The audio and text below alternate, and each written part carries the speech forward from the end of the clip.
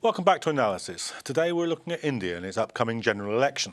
In the first half, we took a look at one candidate who's been stealing the headlines, Narendra Modi. But who are the other main candidates and parties, and what issues are they campaigning on? And why has the incumbent Indian National Congress suffered such a loss in popularity? Well, my guests from the first half are remaining with me in the studio. Simona, when we talk about corruption, is that a kind of shorthand for not only corruption among the Indian National Congress, but among the system generally, and indeed for a lack of, well, for want of a better phrase, trickle down from the privatisation and neoliberal economics? Yes, I think so. Obviously, the Congress has been the receiving end because it was the party in power for the last two periods. But for instance, the emergence of Aam Aadmi Party has shown that the anti-corruption feelings are addressed at the whole political class. So as although the high-profile scandals that we have seen in the press have as I said, have been involving Congress politicians. It is a fact of everyday life for normal people, common people. So it's not just it affects the people at all levels. So it is a very important issue, and that's why this new party, the Aam Aadmi Party, has been receiving so much traction on campaigning on this issue. In fact, I mean, you were saying that the Indian democracy is strong enough to sort of withstand the threat of the BJP, but is it strong enough to withstand this kind of erosion of faith in the political class as a whole in the way that Simona was suggesting? I think the Constitution of India provides that safeguard, but somehow since even the party, the independence, somehow there has been not such a party as leadership which we want to do. But like Simona said, that Aam Aadmi Party, and these are the young people coming up. Those who wants to, say that enough is enough. So they want to sort it out, that corruption should be removed, and there should be, balanced view under the. So I'm very hopeful that yes, in future, in next few years, and hopefully the good people will come, and election will be not just decided on the media what is saying and one hype up and things, but the good people are certainly the young people will take lead on that, and will decide how they want to shape the Indian democracy. And again, I'm repeating it. I have full belief in Indian Constitution and democracy, that it will survive. And those forces who will go against the Constitution, they will be somehow killed, and then that happen. So, I mean, all right, there's a lot of young people who are attracted by the Common Man Party, but some of the polls show that the BJP does well among the youth as well, show that the Congress is popular among people over 56. I mean, isn't this something that people who are concerned about democracy should be worried about? That both kind of in a progressive direction and in a reactionary direction, young people are turning away from the mainstream parties. But I think that's a common phenomenon in most countries, that usually the youth would go against the establishment. Now, this is where the BJP and Hindu nationalism has been successful in portraying themselves as against the establishment to some extent, while being the establishment themselves. For instance, they'd always portray the Congress and the so-called liberal media as the mainstream, and them as somehow defending the silent majority of Hindus. And that has been the biggest success of theirs in presenting themselves as a victim. And then, of course, they'll say, oh, Muslims are the ones playing the victim card. And many of the young people in the cities, for instance, they're deeply casteist. They are educated, but they're deeply casteist, they're deeply communal, deeply bigoted, and deeply misogynist. So I don't see youth as somehow a force for change as such. Now, what is interesting about Aam Aadmi Party is that, of course, they started with the plank of anti-corruption. But when you look at the selection of candidates they make, they include people like Soni Sori. She's a tribal activist who was raped. Now, it says allegedly because it was not confirmed, but most people believe that she was raped by the Indian police. Now, she was punished by it. Now, she is not fighting the plank of anti-corruption. She's fighting the plank of more human rights. Dayamani Barla, another tribal woman from Ranchi, in eastern part of India. So there are examples of Aam Aadmi Party being the only party that's taking a risk of selecting candidates So who are you say slightly actually different. that the party is more radical than it would be if it were just fighting on corruption, Yes. because this, as we know, this can be a very variable. I mean, if we look at the Grillo phenomenon Yeah. in Italy, it doesn't necessarily mean progressive. It doesn't. But so I would compare it to Syriza in certain sense, while it's not totally left, of course. Right? There's a deep, a discord even I have about its own caste politics, for instance, right now. But they are progressive. They're trying to change. And the reason, for instance, I would be less hesitant in supporting, less in supporting Aam Aadmi Party than any other parties, because they're the only party that has sort of openly taken on Mukesh Ambani, the richest man in India. No other political party had the guts to say it.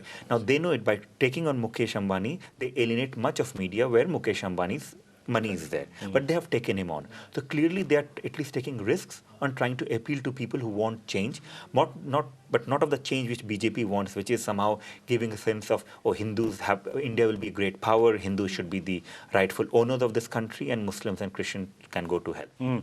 So, Simona, so do you think that this is going to be, because we're familiar with a situation where the kind of establishment politics breaks down, that there's a kind of regressive party that brands itself as anti-establishment but isn't really, and it takes something else on the progressive wing of the spectrum to begin to draw the political spectrum back to the left.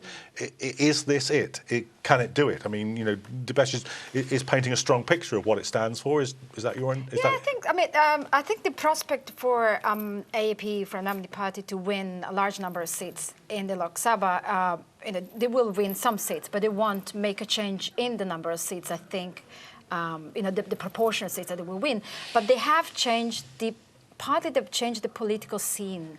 And this change has been really sudden and abrupt. And other parties are adapting to what AAP is doing. And they're listening, they're looking, and they're learning also from AAP. I think it's going to have a huge impact, not just perhaps on the results of the elections, but on hopefully on the political scene in India. And do you buy the analogy that Dipesh was talking about with Syriza in Greece? I mean, that was a fantastically rapid rise, destruction of PASOK in a single election almost. I don't think AAP will be able. Personally, I don't think it will be able to replicate the successes at the Delhi elections of last December, where he won 25% of the votes. Yes and no. Yeah, I do agree that it has the same kind of characteristics, but not the same speed, totally, perhaps. Yes. Because it's still like a small force, and it doesn't have. India is huge. It doesn't have the organizational capacity and reach to be visible and to talk personally to the voters. So I think that's its limitation at the moment. Irfan, your take on it? Yeah, I think that's true, but we realize that Aam Aadmi Party have been a long time, and their organization is not there, their money is not there, they are struggling to do that. Delhi was different, and they proved that the media was wrong. The 28 seats winning was very wrong, and their people, because most of them come out from the education was there and everything, but that to replicate in India, it will be very difficult. But yes, I think they are going to decide tomorrow that whether the Kejriwal will going against Modi in Varanasi or not, and that will make them just talk the viewers through that a little bit, because that's just what are they deciding and what's the significance? Sorry? You were saying they're deciding on this. I think that the Aam Aadmi Party is going to decide tomorrow on Tuesday that whether the Kejriwal, the leader, will take the Modi against Modi in Varanasi one-to-one. And that will certainly give Aam Aadmi Party a lift. That's my hope that way. And that's what I'm hoping, that that way the secular and the youth and young people educated will come out and say, okay, there is a hope to do something else in that way. And certainly BJP and Congress is not going to dictate. That's my hope and belief also, that they will not going to dictate in future. There will be regional parties, there will be coalition, who will decide, and they will come very strongly. Whoever will be the leader there, saying that this is our agenda, I want to win that, I want to do that way. So, and that is my hope to say. So we can, we can't estimate how this Aam Aadmi Party, AAP, will do it, but there is a hope. I think they will be given something, and they're working very hard, and they're selecting good candidates, a wide range of things to be doing. Whereas the BJP and Congress and other parties have been blamed for giving the tickets to criminals and other things, and that is a big concern in Indian politics anyway. Yeah. Devesh, what's your reaction to that decision that FM was just talking about, of putting your leading candidate up against Modi? Because I mean, you can see how that might work, but and backfire also. Yeah, I mean, if we remember in the Left Party in France when Mélenchon went up against the Front National, there was something in it, but it didn't really work in the end of the day. See, I mean, in a sense, when you look at the very short period when Aam Aadmi Party ruled Delhi, it was very clear that they said, look, we don't want to rule, but we can rule, and they refused to accept anything of the coalition politics by saying that coalition partners are corrupt. So in a sense, they used that platform of that brief period of rule to highlight the corruption of the others, right? Now, in this context, for instance, the AAP is in certain sense, it's not a very rational party. That's what makes it more interesting. Rational in the sense that they do not really want to win or be in power, but they want to expose the existing parties as sort of hollow. So, we should not be surprised if Kejriwal, so the leader, would take that decision saying, okay, I'm standing up against him, try to mobilize all other parties, and maybe even expose other so-called secular parties, whether they're secular or not. Because if they are secular and if they're against Modi, they should all withdraw their own candidates and let him take Modi on. In that case, he will win. So in a certain sense, he's playing a very interesting game that Indian politics has not faced as such. But going back to the wider theme of the discussion very briefly, we have to remember, when we talk of Muslims face social exclusion, economic deprivation, and increasingly political disenfranchisement in India. Right? The question is, who is to be blamed for that? To some extent, yes, regressive leaders of the communities, but it's also the existing system. And so when we put hope in the electorate that they're going to do something which hopefully will be progressive and help Muslims, it's not going to work because the entire system has worked against Muslims in the past. Okay. Go ahead, yeah. Yeah, that's true. That's true. Last 67 years or whatever you call it, that has been true. That not Congress party, and they have put the commission like Sachar Commission. You see that it is just a shame to say that we will do something. And I think Muslims should, and young Muslims certainly, I've seen that they will decide themselves their fate to get more education, go away from this fundamentalist thing, and take part in full in the building of the nation, something like that.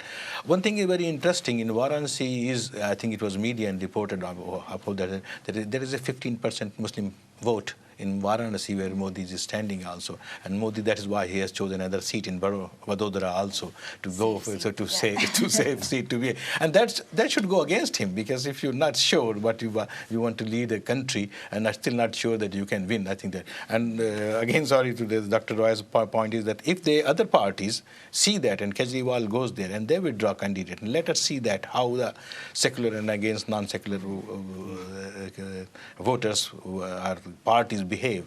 That will be very, very interesting to see in the Indian elections, and we will see that how it goes in Varanasi. Varanasi election become very interesting after tomorrow if the Kejriwal decides to go against Modi. Okay, let's take a little bit of time out now to think about maybe what might be some of the international repercussions of the election. So, if the BJP is successful, I guess the first question is, what would be the impact on Pakistan-Indian relations? Well, partly it could also play in the hands of Pakistan, in the sense of showing that India's eventually are Hindu majority country, that it is has voted in chauvinist and nationalist Hindu party in power, with Narendra Modi as prime ministerial candidate, who was in charge in 2002 in Gujarat, and therefore would vindicate some of the accusation of Pakistan against India. Then again, at the time of when Vajpayee, the previous incarnation of BJP-led government in India, there have been the relationship between India and Pakistan seemed to be improved or at least steps were made towards a betterment of the relationship. So that is again is an open question. It has to be said that Narendra Modi is not Vajpayee, so and his credentials are much different. So that's a big question mark in the position of India in South Asia. And then we know how the United States and Europe, who initially have been anti or had introduced, travel bans on Modi, had softened their stance, and they have already indicated and gestured that they will forget the past, which is quite problematic at the same time. And symbolically, the last thing that I want to say, the idea that BJP and Narendra Modi represent this idea, and I think Divyesh has mentioned it, this idea of a resurgent India, an emergent India, superpower, or at least an India that aims to become a superpower. So I imagine there will be attempt at projecting this image of an emerging India even more so on the international arena. Tobias, impact on Pakistan for a start off. I mean, with Pakistan, I think in a sense BJP is the mirror opposite of the ideology of Pakistan, that Hindus and Muslims are two distinct nations and they cannot live together. And in that sense, they make a good match with each other. And in terms of relation, I think, if you look at what Pakistani government has been saying, in fact, they're waiting for a new government to come in. Of course, they're not saying which government, but whichever government should be stable so that they have a partner kind of thing, right? There would not be much change. I would be surprised if there's more hostile relation between India and Pakistan. With China, for instance, it's very interesting that the first major country to try to woo Narendra Modi after 2002 was China. Right? So they have been sort of cultivating relationship with him for last 10 years now, and he has a very good relation with China. And at the same time, of course, his funding a lot of time comes from non-resident Indians living in the US who have very big say in decision-making in the US itself through lobbying groups. So once he comes to power, you'll see most countries in the world sort of scrambling to sort of get him back. But what would happen is, for instance, let's say if he comes to the UK, we can be assured that all the press, at least people like me, would make sure that much of the press he gets always reminds people of 2002. So in that sense, the image of India would go down. In that sense, there's no doubt that soft power of India will suffer, while they might sort of play with the whole notion of opening up the market and buying more and more companies abroad and buying sort of loyalty of different countries and support of different countries. Yeah, fine.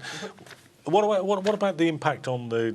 is a kind of BJP-led India liable to be a recruiting tool for extremists in Pakistan? I don't think so. Simran was right that the Modi is not Vajpayee and what will happen, and Pakistan doesn't. I don't think they care about it that much. That is the internal matter. Who will be them? They will deal with that. Same thing like China started it. The UK envoy and US envoy visited that. But something in media is very misleading. Like we were talking about the WikiLeaks.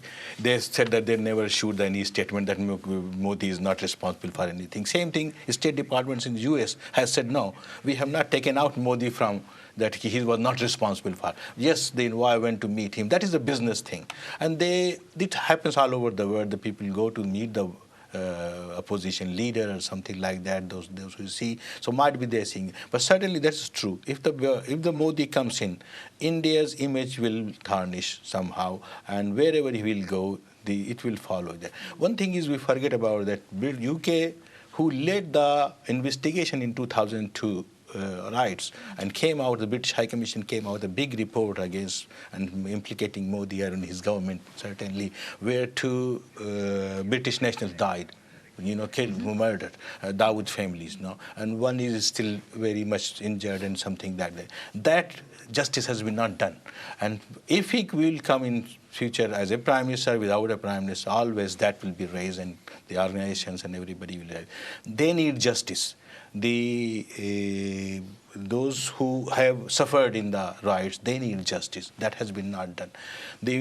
In the Sikh riots, there have been raised a lot of issues and there have been compensation, but there is no compensation and anything has been done. So wherever Modi will go, as a prime minister or as a non-prime minister, that will be always a black spot on him. And I hope that will be raised, and the press and media will follow it more and more to see that. And certainly I will raise that the Dawood family, who is a British family here, they need justice. And the UK government sending the invite to meet him and saying not raising that issue is in fact not correct. In that way, they should raise. That should have been done. That family deserve some justice. Simona. Yeah, but that's a problem. That business seems to be so supportive of, and taking over politics and taking over human rights issues that it is. Although I agree with both of you, I'm also fearing that. We have seen how the stock exchange didn't react badly at the news that Narendra Modi will run as a prime ministerial candidate. So it went better, improved, absolutely. So that's the scary thing, I think. Business that loves blood. And exactly. So while the population might, we can raise awareness. And you're right, wherever Narendra Modi will go abroad, there will be certainly people demonstrating. At high politics or business, I have a feeling that it doesn't matter, unfortunately. Yeah. No, I agree with that. In fact, we looked at how Cameron behaved in China in December when he gave up all human rights and everything, and Osborne and Cameron, they were sort of acting like public relations manager for China, and that's what they'll do even with Narendra Modi. I mean, I agree with you there that most of the people, when it comes to decision making, they would not care, because in the end, look, they don't care about their own minorities. So why would they care about minorities? Is there a danger that we should be looking at if there's a BJP victory for other minorities other than Muslims? Yeah, of course. Remember, I mean, in my research, when I looked at, there's a sense, there's a term that's used by RSS and the right-wing people. They say, "Pehle Kasai, fir Isai," means first the butchers, then the Christians. Butcher is a pejorative term used for the Muslims. So very clearly, and they say that there are 5 threats to Hindus. One is the Muslims, and entire Islam, then Christianity, then secularists, then communists, and then westernized media. So in certain sense, they know who to go on one by one. And they are in that sense very much like fascists, that first they'll go for, of course, the weakest, in certain sense, most powerful enemy according to them, enemy number 1, which is the Muslims, and then Christians. So in places where Christians are in the most important minority, rather than Muslims, they have suffered same kind of violence from BJP. Okay, well, I'm going to have to stop the discussion there because that's about all we've got time for this episode of Analysis. But I'd like to thank my guests. And of course, you at home for watching. Please tune in again for future discussions. And don't forget that you can keep up with this discussion and others on our Twitter and on Facebook. So it's Islam Channel Current Affairs on Facebook. Until next time, thanks for watching.